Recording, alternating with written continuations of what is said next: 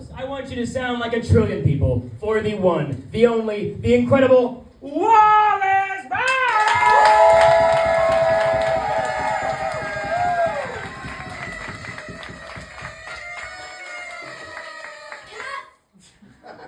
Alright, everybody.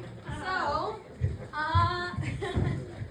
I'm Wallis Brown, and before I begin, can I just get a temperature of the room? Like, who knows who the Three Stooges are? Can I get a honk honk for the Three Stooges? And we're done. Okay, so, now, again, who knows what Yowie is? Can I get a honk? I know you do. You're like, I know you do. Okay, so, just for those of you who don't know what Yowie is, I have to drink to get through this. It's a type of fiction where you take two people who are boys and you make them kiss. So, I just want, Three Stooges means so much to me. I grew up watching them. I still watch them. I watched them this morning for research purposes. And I would like to debut to the world in this room my Three Stooges fanfiction.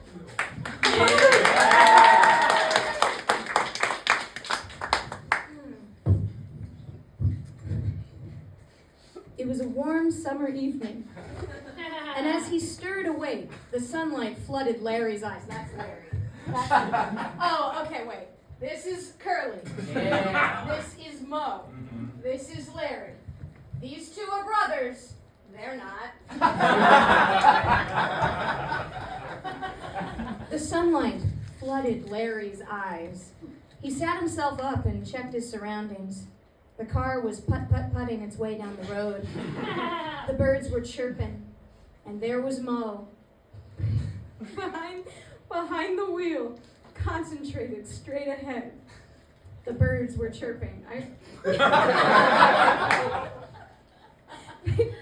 They'd been driving all night en route to some big job some big boss had set up for them in another county. Hey, Mo, where are we? Larry asked. Well, if you'd stayed awake, you'd know that, Einstein. Say, Curly, hand over that map. Another shape stirred in the back seat. A blanket shifted to reveal Curly's lovable bald mug. See here, I was given some shut-eye. I'll shut your eye. Mo's fingers jabbed at Curly's eyes. Then they pulled the map to the front, handing it over to Larry. Here, Porcupine, look on that map. X marks the spot. I don't see any X. All I see is a plus. That's a minus. It's a plus, I tell you. Not if we've gone the wrong way. Larry rolled up the map in a tight cylinder and smacked Curly on the head. Spread out. What are you hitting him for? Mo took the map and gave Larry one quick whack to the schnoz. Curly laughed, so Mo gave him an equal whack. Ruff, ruff, said Curly.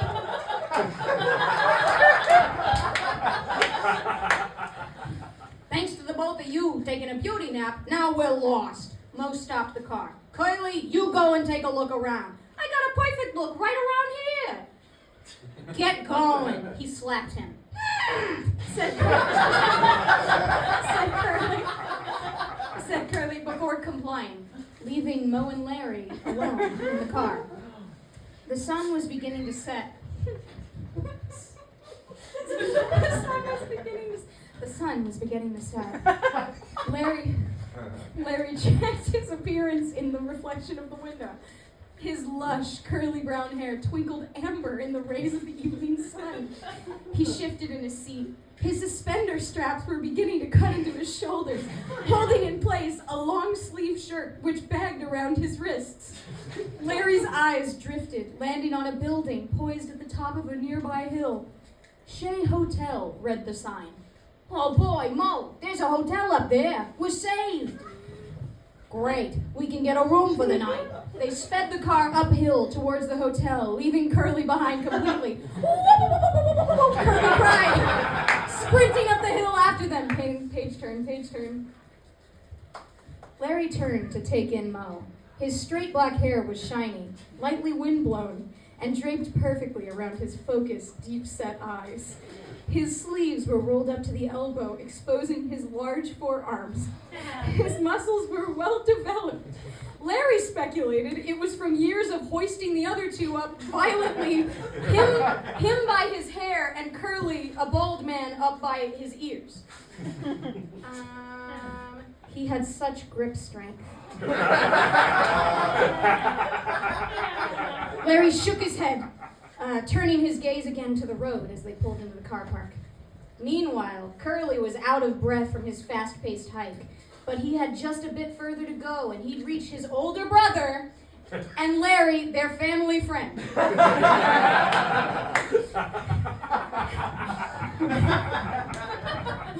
Mo found a perfect spot to park and put the car in reverse, placing his hand on the back of the passenger seat as he backed up. Larry tensed. For some reason, he couldn't quite place. It's a good deal we found somewhere to stay, Larry said. Yeah, we'll call the boss in the morning and let him know what happened, Mo said, pulling his eyes away from the back of the car to meet Larry's. They'd been friends since they were teenagers, and somehow Mo never noticed how blue Larry's eyes were. The car came to a violent kerchunk as they ran something over. Why, you distracted me from the road, eh? Mo dealt a blow to the top of Larry's noggin before rushing out of the car to see what they had hit. It was Curly. Hey, kid, you all right? Speak to me. Mo rushed to hold his little brother in his arms. Mo! Larry! You turned me into roadkill! Yeah, he's doing a lot of talking for roadkill, said Larry. Mo dropped Curly, his head thunking lightly onto the concrete. Why don't you look where you're going? I'm a victim of circumstance. Get up, go get the bags. I'll go when I'm ready. Are you ready? Yeah, I'm ready. Curly rose and went to get the bags. Later on, they get the hotel room. Well, this is our room, boys. Room 237. Mo turned the key in the door, which opened to reveal a simple room with 2 beds and a sink. Curly opened his suitcase and pulled out various items, an assortment of facial creams, a jade roller, a sleep mask, and a pair of noise-canceling headphones.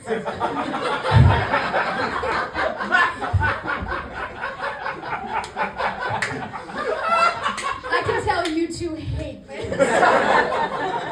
He began his arduous nighttime routine, while Mo hung up his clothes for tomorrow in the closet. Larry alone was stuck, focusing on the beds. 2 beds, he thought to himself. We've never once, in all our years as a trio, been stuck with 2 beds. We've usually been given 1 bed where we all sleep in a row, making 3 distinct but different sleep noises in a continuous pattern. On other occasions, we're provided 3 beds and stack them one on top of the other in a very unsafe sleeping position with Kylie on top.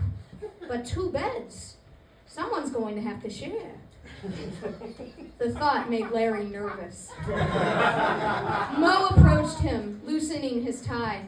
Don't even think about it, Porcupine. You get your beady eyes off of my bed. I'm sleeping alone, you hear me? You're sharing with Kylie. Well, why don't you share with him? He's your brother. I did my time when we were kids. It's your turn. Oh, yeah? Yeah, you got a problem with that? Larry backed down. No.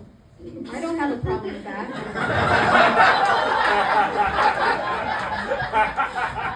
The sound of snoring filled the room. Mo and Larry broke their staring contest to look towards the noise. While they had argued, Curly had finished his sleepy time routine and had fallen into a deep sleep diagonally across one of the beds. Mo and Larry turned to each other. I guess that settles it, said Larry. I ain't settled, said Mo. I ain't even tired. Well then let's stay up, Larry offered. We can play cards. And later on. Got any 4s? Asked Mo. They'd been playing for about an hour, sprawled out onto their bed. Goldfish, said Larry. Got any 2s? Right here, said Mo, jamming his fingers into Larry's Ah, I'm through with this game. Let's drink, said Mo. Cheers. Pulling a couple glasses out of his suitcase, Mo poured them something out of a dark bottle marked with 3 X's. L'chaim, l'chaim. They drank. Mo poured another round. They drank again. The cycle continued. Soon their cheeks were flushed, and their laughs filled the room, reminiscing on the good old vaudeville days of their youth. You know, Larry, I know I beat the tar out of you and poke you in the eyes and pull your hair and such, but I gotta say, if you weren't here, well, Mo paused, taking a thoughtful swig of his drink.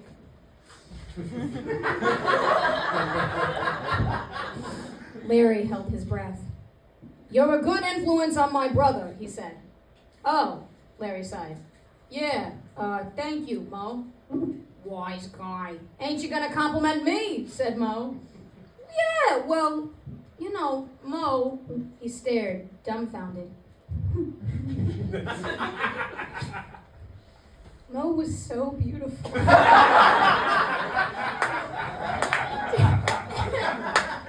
Tonight was so perfect. He didn't want to screw this up like he did everything else. You're my best friend, he said. Mo's steely gaze turned to tender in the low light of the room. I know that, Larry. You're my best friend, too. But more than that, Mo. More than that? Mo, do you think we're together in every universe? Now, Larry, how would I know that, Larry? I'm right here with you. Larry hadn't realized how close their faces were. The warmth and booze and laughter had slowly pulled them together like gravity, only a few inches apart now. Larry could feel Mo's hot breath. Mo's hand lifted and perched lightly on Larry's knee. Larry.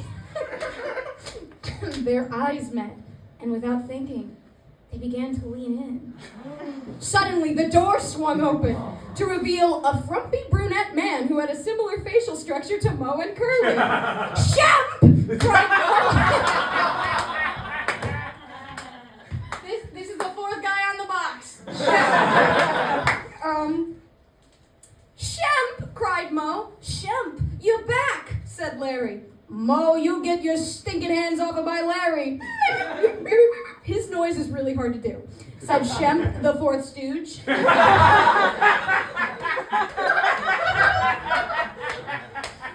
To be continued.